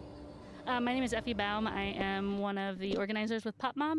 Yeah, and my name is Seamus. I'm another organizer with Pop Mob. Can y'all tell me about Pop Mob's association with anti-fascist organizing? On July 30th of 2018, there was a Proud Boy Patriot Prayer rally that happened downtown Portland. It is now kind of colloquially referred to as the Battle of Portland. And it came a year after the Jeremy Christian murders had happened, and there had been a huge Patriot Prayer rally in downtown. This is about 1 year later. Over the course of the year, the opposition had like shrunk. So their rallies were getting bigger and bigger, and people showing up to oppose them was getting smaller. And so it was a small group of anti-fascists that showed up that day, like smaller, like Black Bloc, and they had a lot of Proud Boys. And Ethan Nordine, who's like one of the Proud Boys from up in Washington, he goes by Rufio, was caught on camera punching a person who was in block and knocking them out.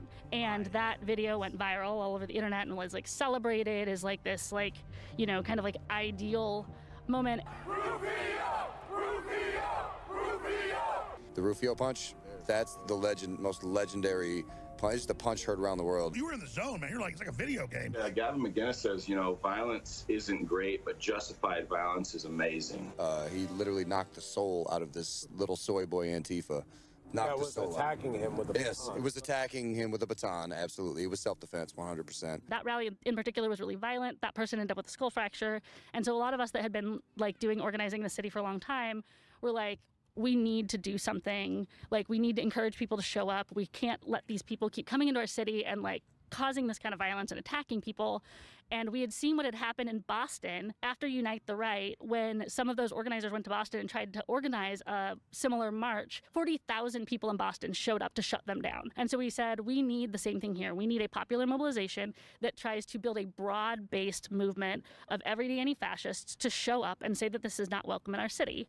So Joey Gibson had planned, he was running for Senate back then. Why he was having Senate campaign events in a state that he wasn't representing, I'll leave you to figure out for yourself. But he had an event planned for that August 4th. And so we started organizing to have a huge event in opposition to his August 4th rally. And that was the birth of Pop Mob. So Pop Mob began as a response to what was like alt-right violence. Yes, absolutely. A lot of anti-fascist work happens not in the streets. It happens by outing these people in their communities, letting people know where they work, letting people know where they live, identifying them, identifying the behavior that they are engaged in, and like really raising that cost of participation for what it means to be like somebody who's engaged in that kind of like hateful activity. And then in addition to that, when they do show up in mass, those are recruitment opportunities for them. So by showing up and outnumbering them and showing that like this is a community that is not going to put up with that bullshit, that is how we're going to stop them from continuing to do this. And this is a long history of this, especially in Portland. As Effie explains, the conflict between white supremacists and anti-racists in the Rose City goes back far before Trump. In the late 80s, there was mid-80s, there's a really, really thriving and active neo-Nazi skinhead racist scene here in Portland. And there was a lot of like white supremacist, overtly white nationalist gangs that were in the city.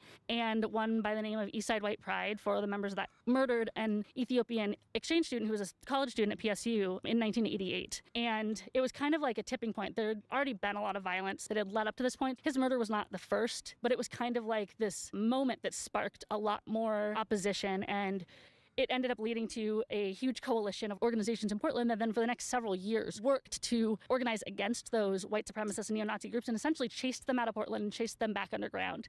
And that kind of organizing didn't happen here again, like that kind of neo-Nazi white supremacist overt organizing didn't happen here again for a long time because the anti-fascist like counter opposition was successful. And so we are basically just trying to do the same thing. And in the last 2 years that we've been organizing against Patriot Prayer and the Proud Boys, their attendance at their events has dwindled. So here's where it gets a bit confusing when talking about 2020, when everything popped off in Portland, and where the mainstream media seems totally unable to identify any nuance whatsoever. Okay, so while it was true that Rose City Antifa and other coordinated, formally branded groups were in Portland engaging in direct action protests, it is also true that there were just as many, if not more, self-identified anti-fascist protesters from the Pacific Northwest where this culture took hold, with no connection to branded Antifa groups out there in the streets wearing black bloc, doing their thing in Portland. This is, of course, not the most convenient narrative. Liberal media says that Antifa is just a word for anti-fascist, which is cap, but conservative media, on the other hand, says that everyone wearing black bloc is a paid agitator being bankrolled by globalist financier George Soros, who apparently has plans to destroy Western civilization through the proliferation of open border policy and, I guess, gay TV. As far as the conservative theory goes, Trump and many of his allies, I think, at least they pretend, to actually believe that, and less than a month ago took things a step further with an executive order, designating Antifa as a domestic terrorist organization in an official White House briefing, and shortly after announced plans to deploy federal troops, the National Guard, and later the California State Guard to Portland to defend the ICE field office, which is in the safe and sanitized South Waterfront area, where very few protests were taking place. This, to me, as a journalist who knows about the situation, was a bit confusing. I mean, SEO-wise, Antifa hadn't been talked about in over 5 years, and had their last real presidential mention back in August of 2020 when Trump deployed DHS and Border Patrol agents to allegedly help the police secure the courthouse downtown from protesters, who were demanding the radical defunding and/or abolition of the Portland Police Bureau. But as time went on, things really began to wind up. I mean, really, as I continued to cover that subculture for the year that followed the George Floyd murder, numbers just became smaller and smaller, and they probably lost 90% of their population within maybe a year of the killing. And just to clarify, I'm not saying that was because of laziness or lack of motivation or something. I mean, 3 major stated anti-fascist landmarks were achieved during that protest movement. Firstly, Trump was not re-elected in 2021, which made way for a centrist alternative who was deemed to be reasonably acceptable until Gaza cracked off. Secondly, most of the right-wing groups like Patriot Prayer and the Proud Boys, who frequently use Portland as a venue for their flag waves and free speech rallies, thereby spiritually demanding the presence of Antifa, were decimated and structurally fractured by charges that stemmed, of course, from the January 6th Capitol riot. And thirdly, Derek Chauvin was convicted of murder in the April of 2021. So now we're back. It's been a year of vengeance. Trump is back in power, and all of Trump's enemies are definitely feeling the smoke. Not just on a city level, but you got New York Times getting sued, Paramount getting sued, YouTube getting sued. And Trump is actually winning most of these lawsuits, and now he's taking revenge on cities that hated him back in the day. So now we're here, 2:30 p.m., got the Fred Meyer flannel on, gonna talk to this guy over here, figure out what's going on. Excuse me, sir. What the heck's going on? I like to watch the shit show. Yeah. What have you seen so far? Nothing. Not today. It's too beautiful. What's the most beautiful thing about Portland, Oregon? Oh man, our family's been here from the 1850s. This is all. I think this is all fucking stupid, personally. Everybody calls me a Nazi because I'm white. I just want love. It's important to note that in the midst of this chaos, ICE operations are still continuing as normal at the Portland field office. They've just changed their entrance to the other side of the building, where every so often, undocumented migrants arrive to either apply for their worker's permit or begin the self-deportation process. ¿De dónde eres? De Guatemala. ¿Y qué piensas sobre eso? Y en el caso mío, pues yo estoy viniendo a cumplir con mis leyes para que todo salga bien, porque es mejor venir uno a presentarse y no fallar, ¿va? Porque si uno falla, pues las cosas se ponen difíciles. Ajá, entonces mi deber es mejor venir a cumplir con la ley, presentarme y que todo salga bien. Tú no tienes papeles, ¿no? No, yo no tengo papeles. ¿Y cuántos meses tienes aquí en los Estados Unidos? Oh, pues apenas tengo 1 año, 4 meses. 1 año, 4 meses. Sí. ¿Estás en la ciudad de Guatemala o en el campo o dónde? Es en una aldea. Okay. ¿Y por qué viajaste a los Estados Unidos? No, pues por muchos problemas de allá de Guatemala, ¿va? Entonces, pues aquí veo que todo está calmado. Problemas como delincuencia, cosas como eso. Sí, así es. Por eso mismo que uno busca cómo salir de allá mejor y que yo estoy cumpliendo con lo que yo he prometido con ellos de venirme a presentar. Ajá. ¿Y es difícil para encontrar trabajo sin papeles? Pues la verdad no sé, va, porque yo no he intentado buscar porque, como le digo, no quiero meterme en problemas. Es mejor, como le digo, cumplir hasta que ellos me autoricen un permiso de trabajo que andar haciendo cosas. ¿Qué tipo de trabajo quieres hacerlo? No, pues aquí, como dicen, va a lo que me salga despuesito. ¿No tienes miedo sobre ICE? Pues la verdad no, pues porque como decimos, va de que a lo que Dios haga su voluntad. Hopefully that interview gives you some insight as to maybe why ICE has been engaging in such intimidating public behavior, snatching people off the streets in masks, chasing day laborers through parking lots, the construction of something called Alligator Alcatraz, and releasing ASMR videos from deportation flights. Maybe they are using terroristic tactics in an effort to cause migrants to engage with the formal immigration system, whether it be through requesting a permit or self-deportation. I've mentioned self-deportation twice now because, according to a recent DHS report, 80% of the some 2 million people who've been deported since Trump's re-election have done it themselves on the CBP app to begin the legal citizenship process from their home country. This is no doubt a direct result of the climate of fear ICE has created. But additionally, Trump also launched an initiative called Project Homecoming that offers a free flight home and $1,000 for every single migrant who self-deports. I truly wonder if our new friend is still in the country. So if you ask some people in the mainstream media, Portland, Oregon is a war-ravaged city where the U.S. military is fighting the good fight against terrorists on every street corner. I don't know if that's true, but it could be. The problem with the media's coverage of ICE protests here and across the country is the problem with mainstream media overall. Massive conglomerates pushing dueling narratives to fit their own agenda, sensationalized headlines to boost engagement, and criminalized wording meant to shape the public perception. So naturally, before we put boots on the ground, we get informed. Using what, you might ask? Ground news. For example, the left-wing Mother Jones magazine headline reads, Trump says he'll send troops to Portland and sanction full force against Americans. Meanwhile, the right-wing Breitbart headline states, Trump authorizes troops to protect Portland ICE facilities from Antifa. Not too hard to spot the bias there, buddy. Ground news. They show you stories from across the political spectrum with context like bias, factuality, and most importantly, ownership. Something else that doesn't get enough attention is how many news stories aren't actually newsworthy at all. They're fake or extremely inflated news stories. And that is why Ground News shows you numerically how many actual sources are covering a story, so you can determine if an article is legit or just echo chamber algorithmic nonsense. Ground News also tracks the ownership of publications, so you can see for yourself who's pushing what narrative and where else they might be doing that. For all of those reasons, I and everybody here at Channel 5 trust Ground News to help us cut straight through the noise. And right now, you can subscribe for a 40% off the Unlimited Access Vantage plan, bringing the cost down to less than $5 a month. Just scan the QR code here or click the link below to sign up. Supporting Ground News helps support us, which means we can keep making videos like this and giving y'all coverage that isn't watered down or dictated by corporate interests. So check it out, stay informed, and most importantly, don't let the media tell you what to think. All right, back to the streets of Portland. Do you think maybe there's any other reasons that people might think you're a Nazi besides being Caucasian? Because I'm Caucasian, never been called a Nazi. Oh, dude, I hear it all the time. No, just because I'm white. White and I stand up for my rights. That's it. You feel like white people are getting the short end of the stick? Yeah, for me anyway. My personal opinion. What's been going on? I grew up with all the cultures. I grew up black, brown. Grew up with the Mexican. I grew up in Hillsboro. Oh shit. I love all the colors, man. Yeah. But they hate on me, but it's fine.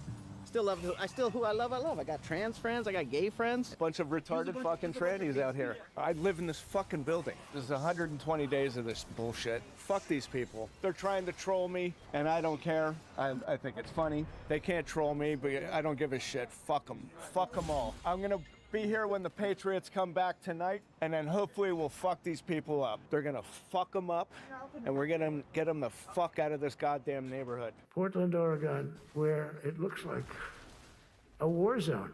When Trump said it was a war zone, he's being a little, facetious about it. It's not actually a war zone. It's not Afghanistan. It's not Iraq. It's been pretty peaceful. I mean, you had the flag burning, then it got a little tense, but seems to have diffused for now.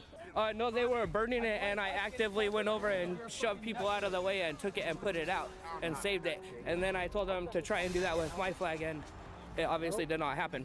And one of my friends got the other half. I think his name is Nick. That's the one. He got the other half. President Trump, you mentioned that flag. That's right. I saw that. Took this flag from that man that was burning it in the street. I saw it. Do you know who he is? Oh yeah, I know exactly who it is. So why don't you give it to Pam? Give it to the Attorney General, and let's start prosecutions. Yeah. They're not going to take my flag and burn it, and I can't stand to see somebody trying to do that. For these people in the building, right, this is not what they're used to. They're not used to entire masses of people being herded by giant gas clouds. So, you know, in the sanctity of Portland, to them, it may feel like a war zone. I know these people want to go to bed. I know these officers want to be home with their families. Some of them are from LA. So something needs to break. They need to get these people out of here. If that's sending in National Guard from California, Oregon, Texas, or even active duty, the president is supposed to protect against all enemies, foreign and domestic. Domestic inside the United States. These are the enemies of, you know, civil living in the United States.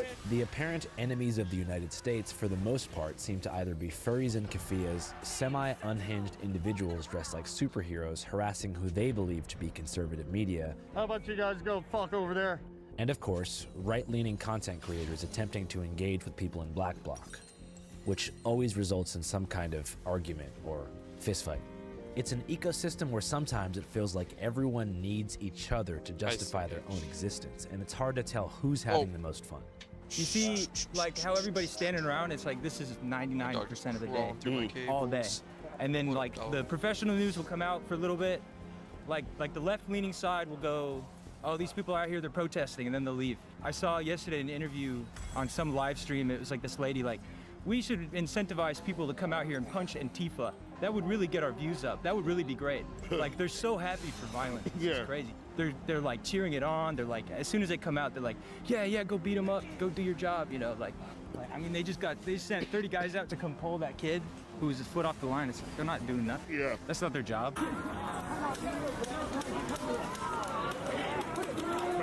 If you watch Newsmax, News Nation, Fox, you'll see about 15 to 20 minutes every night of the same stuff.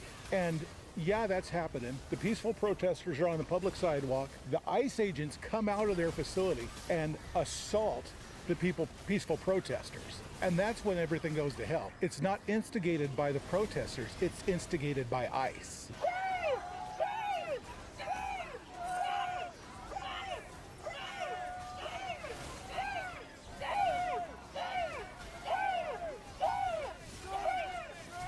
I spent 22 years of my life upholding the Constitution against all enemies, foreign and domestic. And these are domestic enemies, not these folks, not these protesters, but the people back in D.C. running the show. We should use some of these dangerous cities as training grounds for our military, National Guard, but military.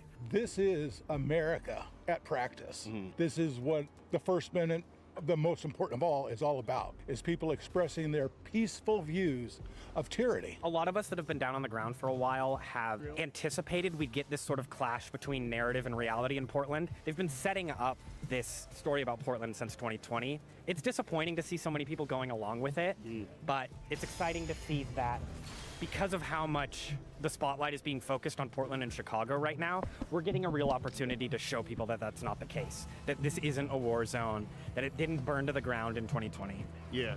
To be honest, a lot of this 2020 downplaying made us a bit sad, narrative-wise. There was a lot of energy in the streets back then, and you had people boldly standing in front of the fires they just sparked with 100% conviction, and no huge concern about optics and how they'd be perceived by people who weren't even there. And I'm not saying it's good to burn down police stations, but proving how peaceful you are to conservatives by dressing like a cartoon character isn't exactly moving the needle either. I guess times have changed. Oh well.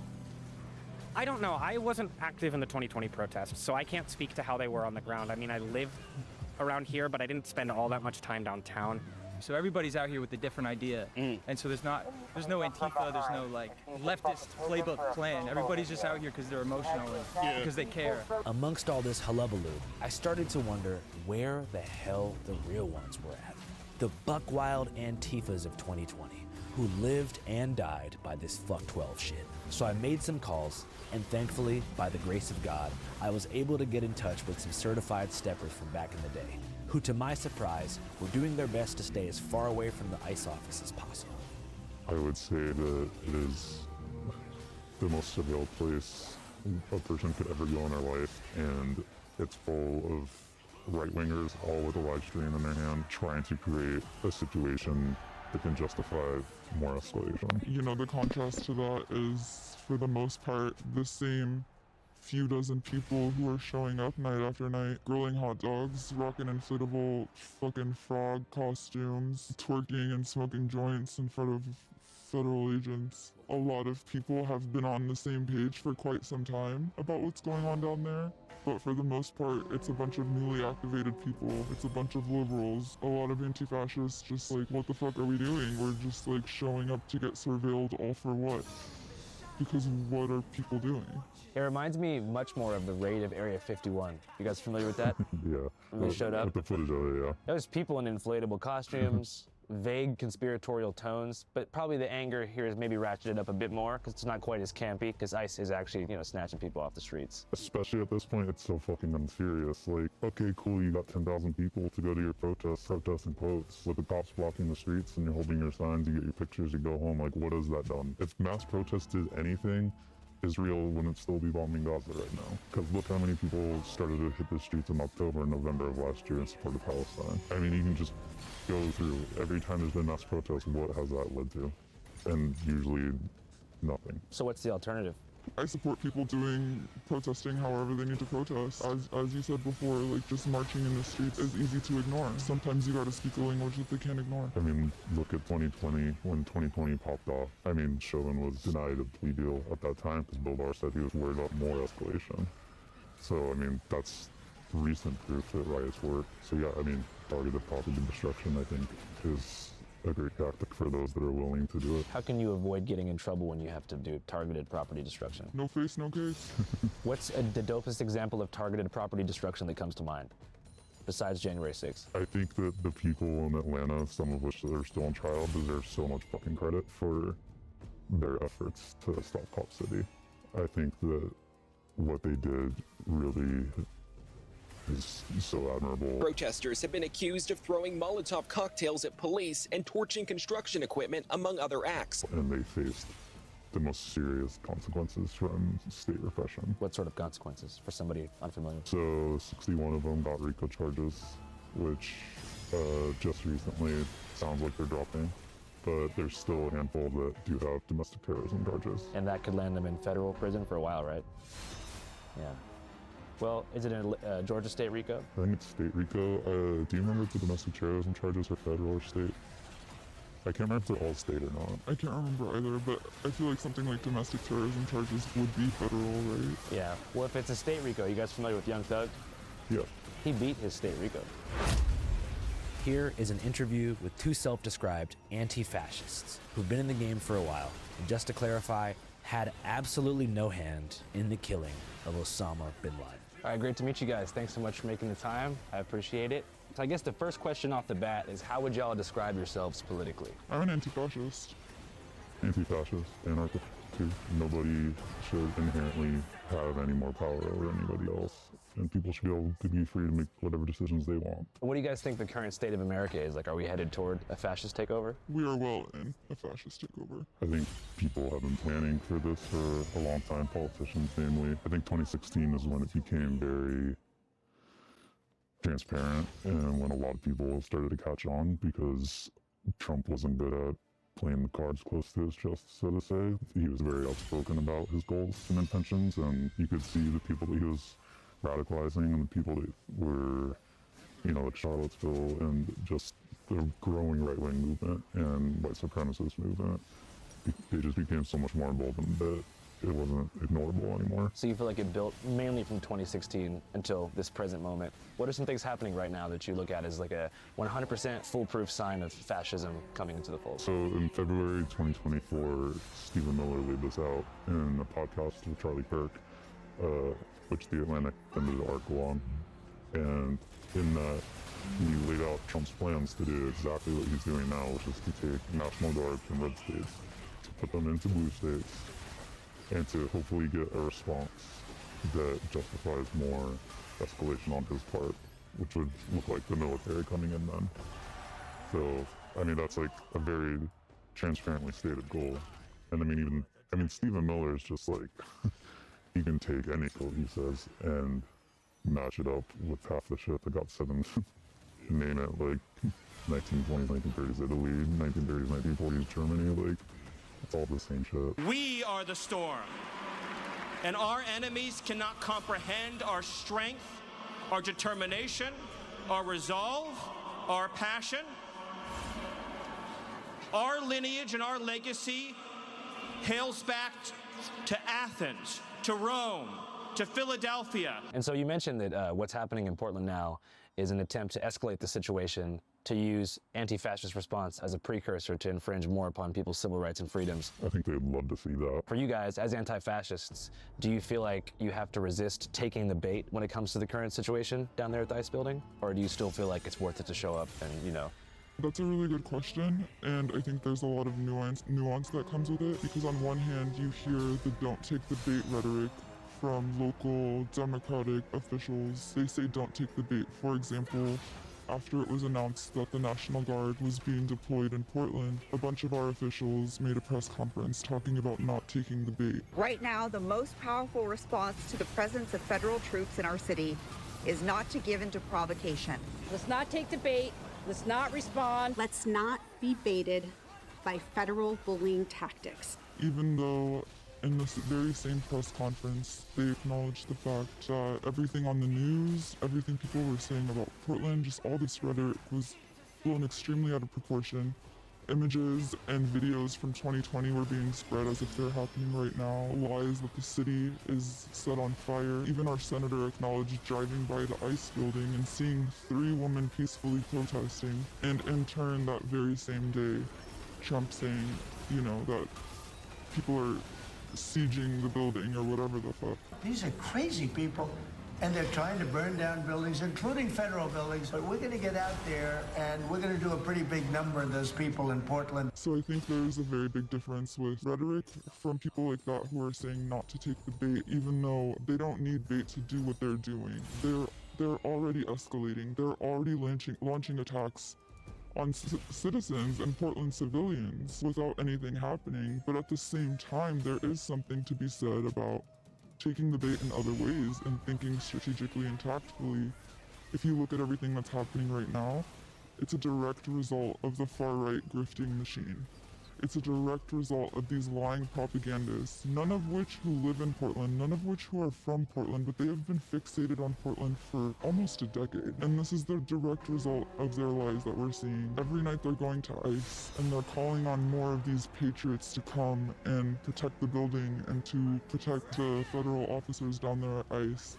And when they're showing up to instigate fights, to provoke people, I think there's something to be said about taking the bait in some situations like that. So I think it's important to not conflate, you know, the term taking the bait, because I do think direct action is important. I do think standing up for what's right is important, but I also think there's a way to do so in a smart way and in a way that is actually like benefiting your community and taking care of your community. One thing you mentioned too is the right-wing outrage ecosystem. So I was here in 2020. I think you guys probably were too, but I'm not quite sure. And it was a totally different vibe on the ground. There was some content creators, but it was far more protesters and, you know, people involved in direct action. We went down there the other night, and it was mostly people live streaming, a few protesters. And whenever you mention the right-wing outrage machine, are you talking about content creators, or are you talking more about like podcasters speaking from their homes? Like, can you describe the relationship between those two things? I mean, I would say all of it. It's all part of the same ecosystem, right? You have these supposed, you know, journalists on the far right that are directly embedded with federal officers who are being granted access to the rooftop at ICE, while major local publications are being denied same access. And they're up there night after night making lies, spreading lies about what's going on in Portland. And these same people are being invited onto Fox News. They're now being invited to go speak and share their stories at the White House. It just kind of trickles down. You have influencers doing the same thing. Maybe they're not getting invited to the same places or getting the same opportunities, but they're all doing the same thing. They're all spreading the same message. They're all working together. What is the message they're spreading about Portland? Like in one sentence, what would you say it is? The misunderstanding of what anarchy means, I think that's what they make it out to be. Chaos, anarchy, the city is on fire. All of that couldn't be further from the truth. This is a call out to corporate media who has completely ignored this story or has falsely reported on it. This is nothing short other than a sustained attack on the United States, which is being supported by Democratic elected officials. It's like especially ridiculous because In the weeks leading up to Portland getting all this attention, the people showing up down there were very liberal, and even on their microphones were discouraging anyone from showing up in black bloc, discouraging any kind of escalation. It was very structured. They had people wearing vests and armbands and being like, if there's any conflict, go to these people. So the people going down there weren't even remotely who right-wingers have created the situation down there to be. Yeah, one thing that's super interesting, because I like to call it like imagined cultural geography. You know, it's like, because everyone now is like chronically inside and they're learning about reality through their favorite podcaster and live streamer. And the right has created a mythical Portland in the imagination of American conservatives, ranging from young, like Charlie Kirk fans, to old, like people's grandparents. And they actually think that Portland is like a war zone controlled by Antifa, or like tweakers. I don't know what they think. It's like controlled by like communist Antifa tweakers who basically like, well, I don't know what they think is happening here, but just to clarify, is Portland a war zone? No. Absolutely not. And night after night, when there are escalations, the escalations are coming from